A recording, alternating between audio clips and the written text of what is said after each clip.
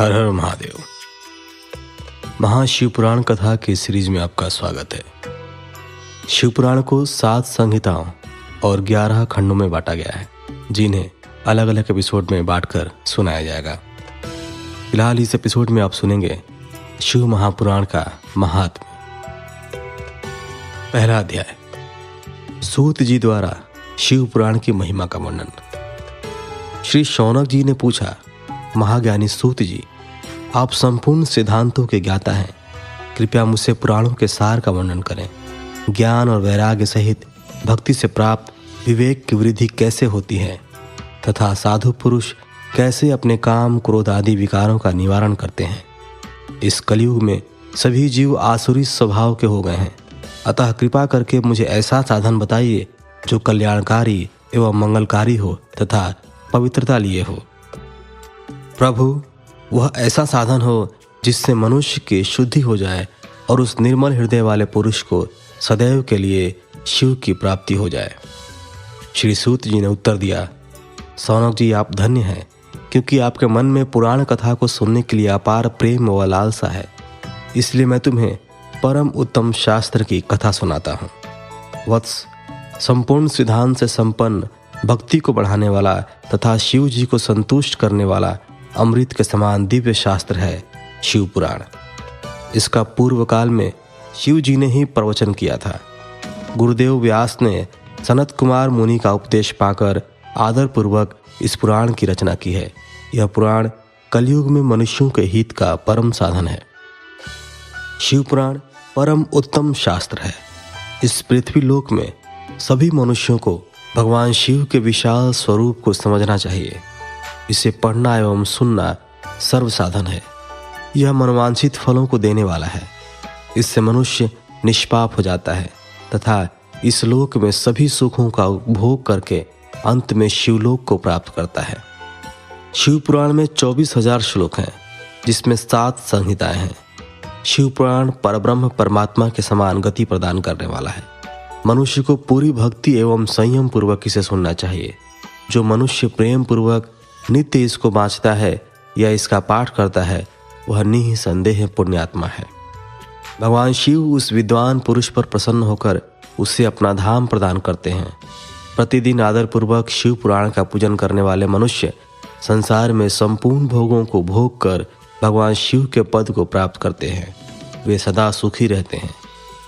शिव पुराण में भगवान शिव का सर्वस्व है। इस लोक और परलोक में सुख की प्राप्ति के लिए आदरपूर्वक इसका सेवन करना चाहिए। यह निर्मल शिव पुराण धर्म, अर्थ, काम और मोक्ष रूप चारों पुरुषार्थों को देने वाला है। अतः सदा प्रेम पूर्वक इससे सुनना एवं पढ़ना चाहिए। इस प्रकार पहला अध्याय समाप्त हुआ। शिवपुराण महात्म्य का दूसरा अध्याय, देवराज को शिवलोक की प्राप्ति और चंचुला का संसार से वैराग्य। श्री शौनक जी ने पूछा, आप धन्य हैं सूत जी, आप परमार्थ तत्व के ज्ञाता हैं। आपने हम पर कृपा करके हमें यह अद्भुत और दिव्य कथा सुनाई है। भूतल पर इस कथा के समान कल्याण का और कोई साधन नहीं है। आपकी कृपा से यह बात हमने समझ ली है। सूत जी, इस कथा के दौरान कौन से पापी शुद्ध होते हैं, उन्हें कृपा पूर्वक बताकर इस जगत को कृतार्थ कीजिए। सूत जी बोले, मुने, जो मनुष्य पाप, दुराचार तथा काम, क्रोध, मद, लोभ में निरंतर डूबे रहते हैं, वे भी शिव पुराण पढ़ने अथवा सुनने से शुद्ध हो जाते हैं तथा उनके पापों का पूर्णतया नाश हो जाता है। इस विषय में मैं तुम्हें एक कथा सुनाता हूँ। बहुत पहले की बात है। किरातों के नगर में देवराज नाम का एक ब्राह्मण रहता था। वह ज्ञान में दुर्बल, गरीब, रस बेचने वाला तथा वैदिक धर्म से विमुख था। वह स्नान संध्या नहीं करता था तथा उसमें वैश्यवृत्ति बढ़ती ही जा रही थी। वह भक्तों को ठगता था। उसने अनेक मनुष्यों को मारकर उन सबका धन हड़प लिया था। उस पापी ने थोड़ा सा भी धन धर्म के काम में नहीं लगाया था। वह वेश्यागामी तथा आचार भ्रष्ट था।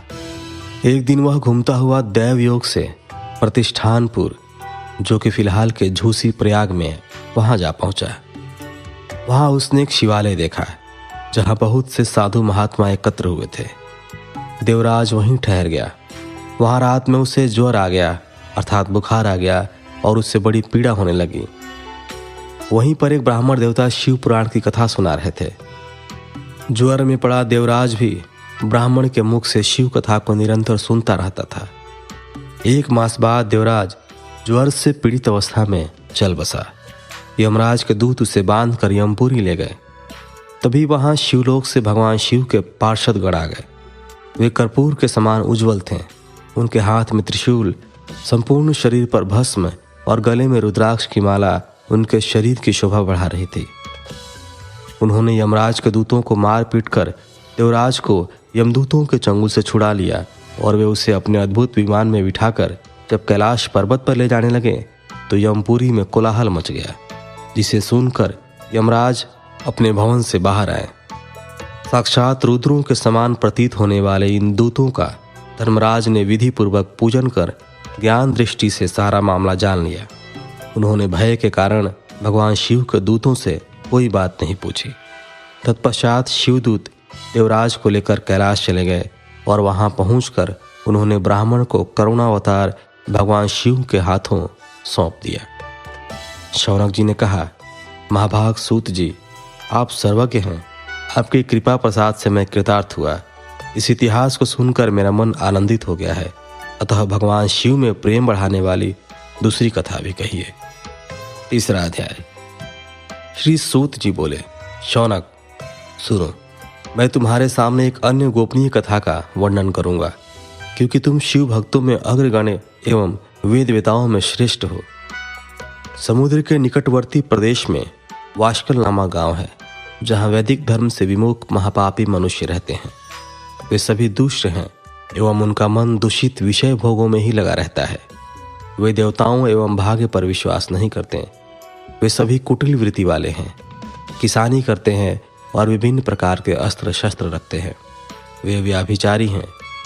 वे इस बात से पूर्णतः अनजान हैं कि ज्ञान, वैराग्य तथा सद्धर्म ही मनुष्य के लिए परम पुरुषार्थ है। वे सभी पशु बुद्धि हैं। अन्य समुदाय के लोग भी उन्हीं की तरह बुरे विचार रखने वाले धर्म से विमुख हैं। वे नित्य कुकर्म में लगे रहते हैं एवं सदा विषय भोगों में डूबे रहते हैं। वहाँ की स्त्रियां भी बुरे स्वभाव के, स्वेच्छाचारिणी, पाप में डूबी, कुटिल सोच वाले और व्याभिचारिणी हैं। वे सभी सद्व्यवहार तथा सदाचार से सर्वथा शून्य हैं। वहाँ सिर्फ दुष्टों का निवास है।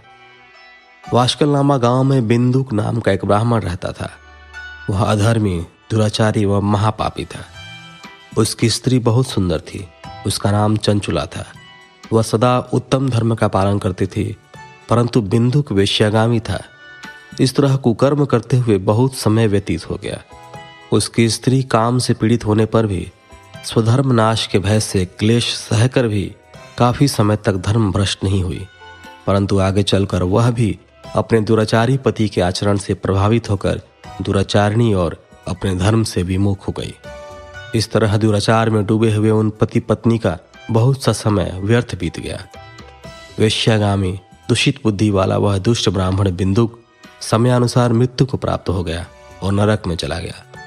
बहुत दिनों तक नरक के दुखों को भोग कर वह मूढ़ बुद्धि पापी विंध्य पर्वत पर भयंकर पिशाच हुआ।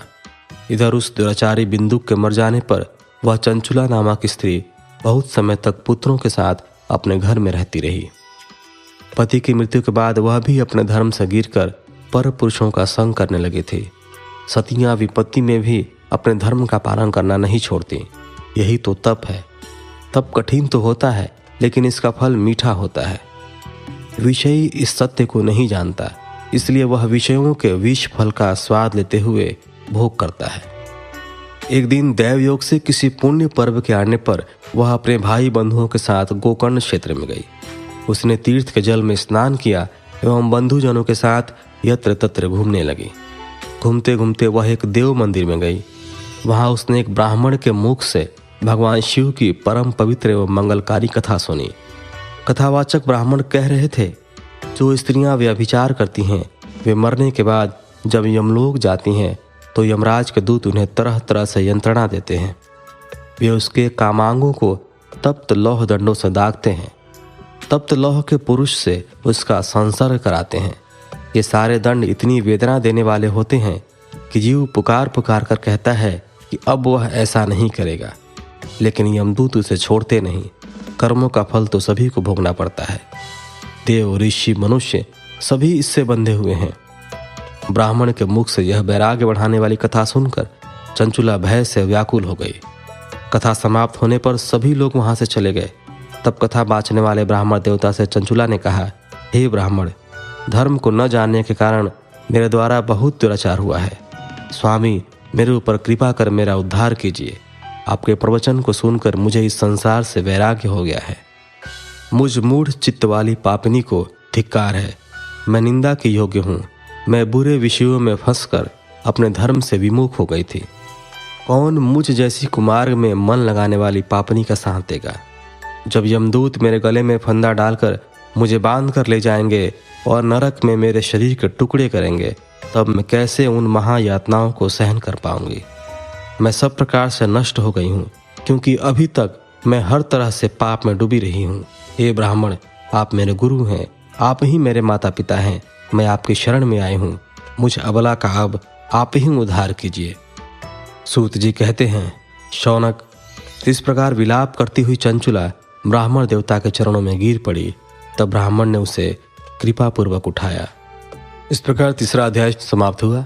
अभी तक के 3 अध्यायों में जो आपने सुना, उन सभी बातों का कम शब्दों में अगर सारांश बताया जाए तो इसका अर्थ यह है कि महाज्ञानी सूत जी शौनक जी को शिव पुराण की महात्म्य बताते हुए यह समझाना चाहते हैं कि व्यभिचार करने वाले, दुराचार करने वाले पुरुष या स्त्री नरक लोक को जाते हैं, तथा जो लोग शिव की भक्ति करते हैं, जो लोग शिव पुराण का श्रवण करते हैं, उनका इन पापों से मुक्ति हो जाती है।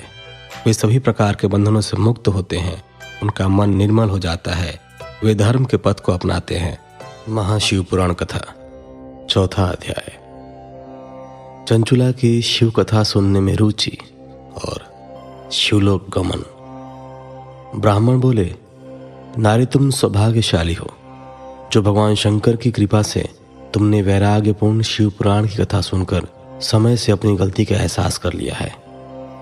तुम डरो मत और भगवान शिव की शरण में जाओ। उनकी परम कृपा से तुम्हारे सभी पाप नष्ट हो जाएंगे। मैं तुम्हें भगवान शिव की कथा सहित वह मार्ग बताऊंगा जिसके द्वारा तुम्हें सुख देने वाली उत्तम गति प्राप्त होगी। शिव कथा सुनने से तुम्हारी बुद्धि शुद्ध हो गई है और तुम्हें पश्चाताप हुआ है तथा मन में वैराग्य उत्पन्न हुआ है। पश्चाताप ही पाप करने वाले पापियों के लिए सबसे बड़ा प्रायश्चित है। पश्चाताप ही पापों का शोधक है। इससे ही पापों की शुद्धि होती है। सत्पुरुषों के अनुसार पापों की शुद्धि के लिए प्रायश्चित पश्चाताप से ही संपन्न होता है। जो मनुष्य अपने कुकर्म के लिए पश्चाताप नहीं करता वह उत्तम गति प्राप्त नहीं करता, परंतु जिसने अपने कुकृत्य पर हार्दिक पश्चाताप होता है वह अवश्य उत्तम गति का भागीदार होता है। इसमें कोई शक नहीं है। शिव पुराण की कथा सुनने से चित्त की शुद्धि एवं मन निर्मल हो जाता है। शुद्ध चित्त में ही भगवान शिव एवं पार्वती का वास होता है। वह शुद्धात्मा पुरुष सदा शिव के पद को प्राप्त होता है। इस कथा का श्रवण सभी मनुष्यों के लिए कल्याणकारी है, अतः इसकी आराधना एवं सेवा करनी चाहिए। यह कथा भवबंधन रूपी रोग का नाश करने वाली है। भगवान शिव की कथा सुनकर हृदय में उसका मनन करना चाहिए। इससे चित्त की शुद्धि होती है। चित्त शुद्धि होने से ज्ञान और वैराग्य के साथ महेश्वर की भक्ति निश्चय ही प्रकट होती है तथा उनके अनुग्रह से दिव्य मुक्ति प्राप्त होती है। जो मनुष्य माया के प्रति आसक्त है वह इस संसार बंधन से मुक्त नहीं हो पाता। हे ब्राह्मण पत्नी, तुम अन्य विषयों से अपने मन को हटाकर भगवान शंकर की इस पावन कथा को सुनो। इससे तुम्हारे चित्त की शुद्धि होगी और तुम्हें मोक्ष की प्राप्ति होगी। जो मनुष्य निर्मल हृदय से भगवान शिव के चरणों का चिंतन करता है उसकी एक ही जन्म में मुक्ति हो जाती है। सूत जी कहते हैं, शौनक, यह कहकर वे ब्राह्मण चुप हो गए। उनका हृदय करुणा से भर गया। वे ध्यान में मग्न हो गए। ब्राह्मण का उक्त उपदेश सुनकर चंचुला के नेत्रों में आनंद के आंसू छलक आए। वह हर्ष भरे हृदय से ब्राह्मण देवता के चरणों में गिर गई और हाथ जोड़कर बोली, मैं कृतार्थ हो गई। हे ब्राह्मण, शिव भक्तों में श्रेष्ठ स्वामी, आप धन्य हैं। आप परमार्थदर्शी हैं। और सदा परोपकार में लगे रहते हैं। साधो, मैं नरक के समुद्र में गिर रही हूँ, कृपा कर मेरा उद्धार कीजिए। जिस पौराणिक व अमृत के समान सुंदर शिव पुराण कथा की बात आपने की है, उसे सुनकर ही मेरे मन में वैराग्य उत्पन्न हुआ है। उस अमृतमयी शिव पुराण कथा को सुनने के लिए मेरे मन में बड़ी श्रद्धा हो रही है।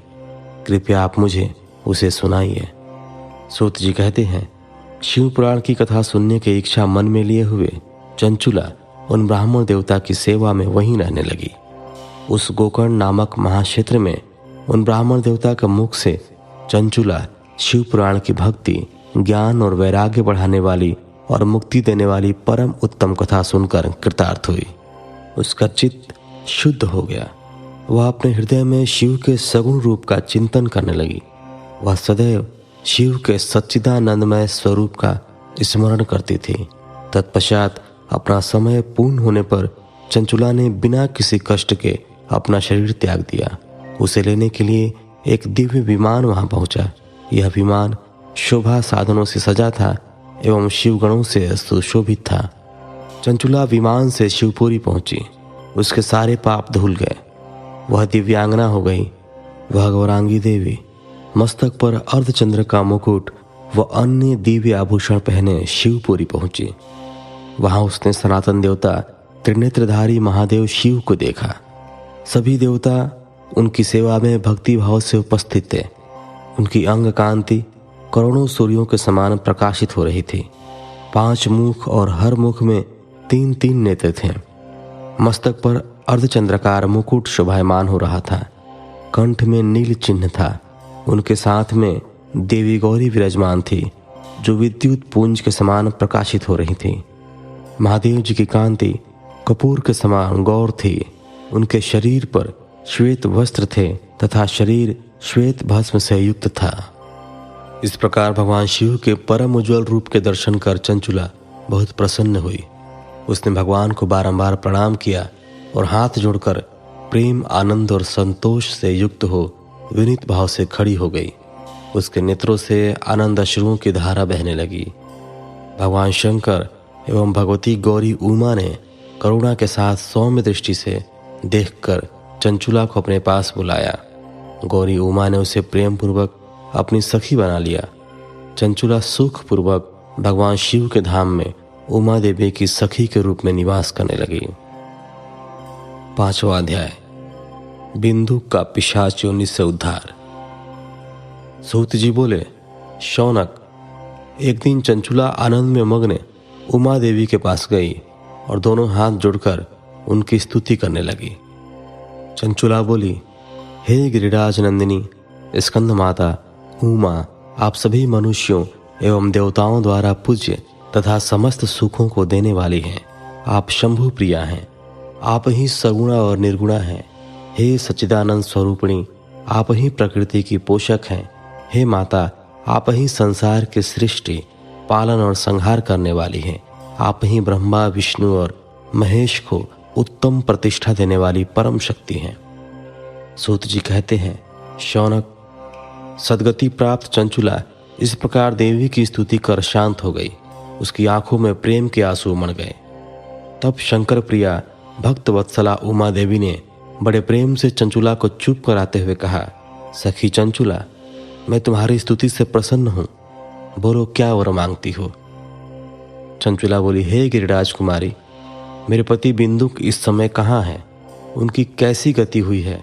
मुझे बताइए और ऐसा उपाय कीजिए ताकि हम फिर से मिल सकें। हे महादेवी, मेरे पति एक शूद्र जाति वेश्या के प्रति आसक्त थे और पाप में ही डूबे रहते थे। गिरिजा बोली, बेटी, तुम्हारा पति बिंदुक बड़ा पापी था। उसका अंत बड़ा भयानक हुआ। वेश्या का उपभोग करने के कारण वह मूर्ख नरक में अनेक वर्षों तक अनेक प्रकार के दुख भोग कर अब शेष पाप को भोगने के लिए विंध्य पर्वत पर पिशाच की योनि में रह रहा है। वह दुष्ट वहीं वायु पीकर रहता है और सब प्रकार के कष्ट सहता है। सूत जी कहते हैं, शौनक, गौरी देवी की यह बात सुनकर चंचुला अत्यंत दुखी हो गई। फिर मन को किसी तरह स्थिर करती हुई दुखी हृदय से माँ गौरी से उसने एक बार फिर पूछा, हे महादेवी, मुझ पर कृपा कीजिए और मेरे पापी पति का अब उद्धार कर दीजिए। कृपा करके मुझे वह उपाय बताइए जिससे मेरे पति को उत्तम गति प्राप्त हो सके।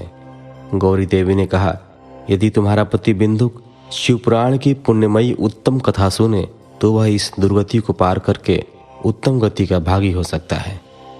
अमृत के समान मधुर गौरी देवी का यह वचन सुनकर चंचुला ने दोनों हाथ जोड़कर मस्तक झुकाकर उन्हें बारंबार प्रणाम किया तथा प्रार्थना की कि मेरे पति को शिव पुराण सुनाने की व्यवस्था कीजिए। ब्राह्मण पत्नी चंचुला के बार बार प्रार्थना करने पर शिव प्रिया गौरी देवी ने भगवान शिव की महिमा का गान करने वाले गंधर्वराज तुम्बुरो को बुलाकर कहा, तुम्बुरो, तुम्हारी भगवान शिव में प्रीति है। तुम मेरे मन की सभी बातें जानकर मेरे कार्यों को सिद्ध करते हो। तुम मेरे इस सखी के साथ विंध्य पर जाओ। वहाँ एक महाघोर और भयंकर पिशाच रहता है। पूर्व जन्म में वह पिशाच बिंदुक नामक ब्राह्मण मेरी सखी चंचुला का पति था। वह वेश्यागामी हो गया। उसने स्नान संध्या आदि नित्य कर्म छोड़ दिए। क्रोध के कारण उसकी बुद्धि भ्रष्ट हो गई। दुर्जनों से उसकी मित्रता और सज्जनों से द्वेष बढ़ गया था। वह अस्त्र शस्त्र से हिंसा करता, लोगों को सताता और उनके घरों में आग लगा देता था। चांडालों से दोस्ती करता, वह रोज वेश्या के पास जाता था। पत्नी को त्याग कर दुष्ट लोगों से दोस्ती कर उन्हीं के संपर्क में रहता था। वह मृत्यु तक दुराचार में फंसा रहा। मृत्यु के बाद उसे पापियों के भोग स्थान यमपुर ले जाया गया। वहां घोर नरकों को सहकर इस समय वह विंध्य पर्वत पर पिशाच बनकर रह रहा है और पापों का फल भोग रहा है। तुम उसके सामने परम पुण्यमयी पापों का नाश करने वाली शिव पुराण की दिव्य कथा का प्रवचन करो। इस कथा को सुनने से उसका हृदय सभी पापों से मुक्त होकर शुद्ध हो जाएगा और वह प्रेत योनि से मुक्त हो जाएगा। दुर्गति से मुक्त होने पर उस बिंदुक नामक पिशाच को विमान पर बिठाकर तुम भगवान शिव के पास ले आना। सूत जी कहते हैं, शौनक, माँ उमा का आदेश पाकर गंधर्वराज तुम्बुरो प्रसन्नतापूर्वक अपने भाग्य की सराहना करते हुए चंचुला को साथ लेकर विमान से पिशाच के निवास स्थान विंध्य पर्वत गया। वहां पहुंचकर उसने उस विकराल आकृति वाले पिशाच को देखा। उसका शरीर विशाल था, उसकी ठोड़ी बड़ी थी। वह कभी हंसता, कभी रोता और कभी उछलता था। महाबली तुम्बुरो ने बिंदुक नामक पिशाच को पाशों से बांध लिया। उसके पश्चात तुम्बुरो ने शिव पुराण की कथा वाचने के लिए स्थान तलाश कर मंडप की रचना की। शीघ्र ही इस बात का पता लोगों को चल गया कि एक पिशाच के उद्धार हेतु देवी पार्वती की आज्ञा से तुम्बुरो शिव पुराण की अमृत कथा सुनाने विंध्य पर्वत पर आए हैं। उस कथा को सुनने के लोभ से बहुत से देवर्षि वहां पहुंच गए। सभी को आदरपूर्वक स्थान दिया गया। पिशाच बिंदुक को पाशों में बांधकर आसन पर बिठाया गया और तब तुम्बुरो ने परम उत्तम शिव पुराण की अमृत कथा का गान शुरू किया। उसने पहली विद्येश्वर संहिता से लेकर 7वीं वायु संहिता तक शिव पुराण की कथा का स्पष्ट वर्णन किया। 7 संहिताओं सहित शिव पुराण को सुनकर सभी श्रोता कृतार्थ हो गए। परम पुण्यमय शिव पुराण को सुनकर पिशाच सभी पापों से मुक्त हो गया और उसने पिशाच शरीर का त्याग कर दिया। शीघ्र ही उसका रूप दिव्य हो गया। उसका शरीर गौर वर्ण का हो गया। शरीर पर श्वेत वस्त्र एवं पुरुषों के आभूषण आ गए। इस प्रकार दिव्य देहधारी होकर बिंदुक अपनी पत्नी चंचुला के साथ स्वयं भी भगवान शिव का गुणगान करने लगा। उसे इस दिव्य रूप में देखकर सभी को बहुत आश्चर्य हुआ। उसका मन परम आनंद से परिपूर्ण हो गया। सभी भगवान महेश्वर के अद्भुत चरित्र को सुनकर कृतार्थ हो उनका यशोगान करते हुए अपने अपने धाम को चले गए। बिंदुक अपनी पत्नी चंचुला के साथ विमान में बैठकर शिवपुरी की ओर चल दिया। महेश्वर के गुणों का गान करते हुए बिंदुक अपनी पत्नी चंचुला एवं तंबूरा के साथ शीघ्र ही शिवधाम पहुंच गया। भगवान शिव एवं देवी पार्वती ने उसे अपना पार्षद बना लिया। दोनों पति पत्नी सुखपूर्वक भगवान महेश्वर एवं देवी गौरी के श्री चरणों में अविचल निवास पाकर धन्य हो गए। शिव पुराण कथा 6ठा अध्याय। शिव पुराण के श्रवण की विधि। शौनक जी कहते हैं, महापराग सूत जी, आप धन्य एवं शिव भक्तों में श्रेष्ठ हैं। हम पर कृपा कर हमें कल्याणमय शिव पुराण के श्रवण की विधि बताइए, जिससे सभी श्रोताओं को संपूर्ण उत्तम फल की प्राप्ति हो। सूत जी ने कहा, मुने शौनक, तुम्हें संपूर्ण फल की प्राप्ति के लिए मैं शिव पुराण की विधि सविस्तार बताता हूँ। सर्वप्रथम किसी ज्योतिषी को बुलाकर दान में संतुष्ट कर उससे कथा का शुभ मुहूर्त निकलवाना चाहिए और उसकी सूचना का संदेश सभी लोगों तक पहुंचाना चाहिए कि हमारे यहाँ शिव पुराण की कथा होने वाली है। अपने कल्याण की इच्छा रखने वालों को इसे सुनने अवश्य पधारना चाहिए। देश विदेश में जो भी भगवान शिव के भक्त हों तथा शिव कथा के कीर्तन और श्रवण के उत्सुक हों, उन सभी को आदरपूर्वक बुलाना चाहिए और उनका आदर सत्कार करना चाहिए। शिव पुराण सुनने के लिए मंदिर, तीर्थ, वन प्रांत अथवा घर में ही उत्तम स्थान का निर्माण करना चाहिए। केले के खंभों से सुशोभित कथा मंडप तैयार कराएं। उसे सब और फल, पुष्प, सुंदर चंदोवे से अलंकृत करना चाहिए। चारों कोनों पर ध्वज लगाकर उसे विभिन्न सामग्री से सुशोभित करें। भगवान शंकर के लिए भक्तिपूर्वक दिव्य आसन का निर्माण करना चाहिए। कथावाचक के लिए भी दिव्य आसन का निर्माण करना चाहिए। नियम पूर्वक कथा सुनने वालों के लिए भी सुयोग्य आसन की व्यवस्था करें तथा अन्य लोगों के बैठने की भी व्यवस्था करें। कथा वाचने वाले विद्वान के प्रति कभी बुरी भावना न रखें। संसार में जन्म तथा गुणों के कारण बहुत से गुरु होते हैं, परंतु उन सब में पुराणों का ज्ञाता ही परम गुरु माना जाता है। पुराण वेत्ता पवित्र, शांत, साधु, ईर्ष्या पर विजय प्राप्त करने वाला और दयालु होना चाहिए। ऐसे गुणी मनुष्य को इस पुण्यमयी कथा को वाचना चाहिए। सूर्योदय से 3:30 पहर तक इसे वाचने का उपयुक्त समय है।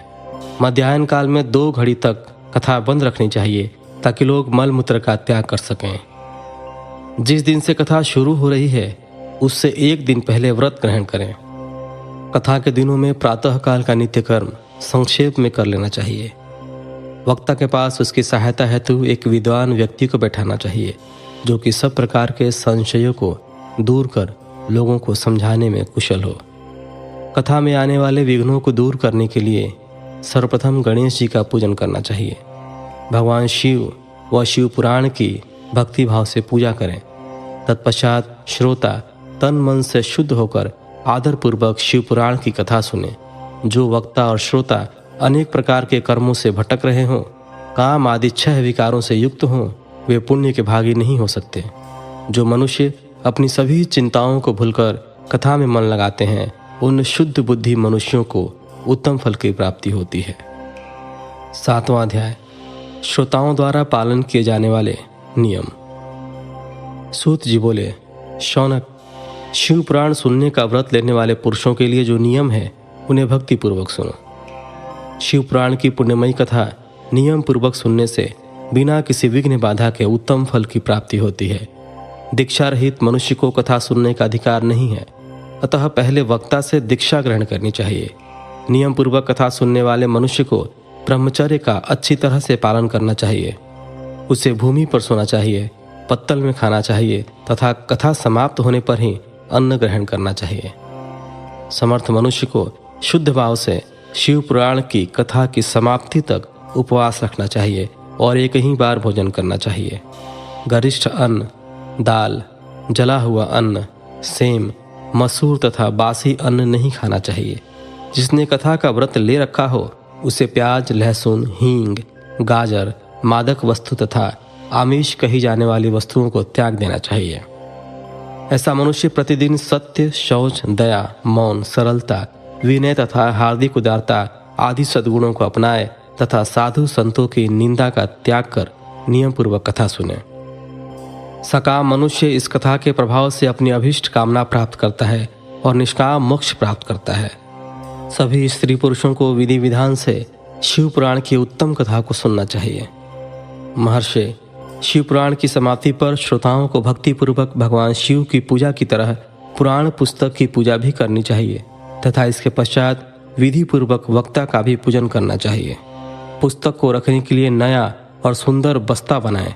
पुस्तक व वक्ता की पूजा के उपरांत वक्ता की सहायता हेतु बुलाए गए पंडित का भी सत्कार करना चाहिए। कथा में पधारे अन्य ब्राह्मणों को भी अन्न धन का दान दें। गीत, वाद्य और नृत्य से उत्सव को महान बनाएं। विरक्त मनुष्य को कथा समाप्ति पर गीता का पाठ करना चाहिए तथा गृहस्थ को श्रवण कर्म की शांति हेतु होम करना चाहिए। होम रुद्र संहिता के श्लोकों द्वारा अथवा गायत्री मंत्र के द्वारा करें। यदि हवन करने में असमर्थ हो तो भक्तिपूर्वक शिव सहस्त्र नाम का पाठ करें। कथा श्रवण संबंधी व्रत की पूर्णता के लिए शहद से बनी खीर का भोजन 11 ब्राह्मणों को कराकर उन्हें दक्षिणा दें। समृद्ध मनुष्य 3 तोले सोने का एक सुंदर सिंहासन बनाए और इसके ऊपर लिखी अथवा लिखाई हुई शिव पुराण की लिखी पोथी विधि पूर्वक स्थापित करें तथा पूजा करके दक्षिणा चढ़ाएं। फिर आचार्य का वस्त्र, आभूषण एवं गंध से पूजन करके दक्षिणा सहित वह पुस्तक उन्हें भेंट कर दें। शौनक, इस पुराण के दान के प्रभाव से भगवान शिव का अनुग्रह पाकर मनुष्य भव बंधन से मुक्त हो जाता है। शिव पुराण को विधि पूर्वक संपन्न करने पर यह संपूर्ण फल देता है तथा भोग और मोक्ष प्रदान करता है। मुने, शिव पुराण का सारा महात्म्य जो संपूर्ण फल देने वाला है मैंने तुम्हें सुना दिया। अब आप और क्या सुनना चाहते हो? श्रीमान, शिव पुराण सभी पुराणों के माथे का तिलक है। जो मनुष्य सदा भगवान शिव का ध्यान करते हैं, जिनकी वाणी शिव के गुणों की स्तुति करते हैं और जिनके दोनों कान उनकी कथा सुनते हैं, उनका जीवन सफल हो जाता है। वे संसार सागर से पार हो जाते हैं।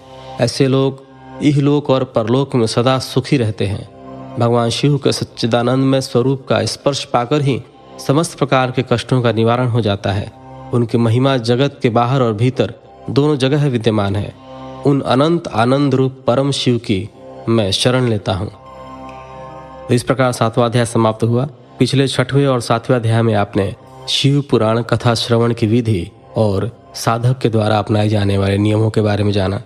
अगले एपिसोड में शिव पुराण के विद्येश्वर संहिता का पाठ शुरू किया जाएगा। तो मिलते हैं आपसे अगले एपिसोड में। तब तक के लिए धन्यवाद। हर हर महादेव।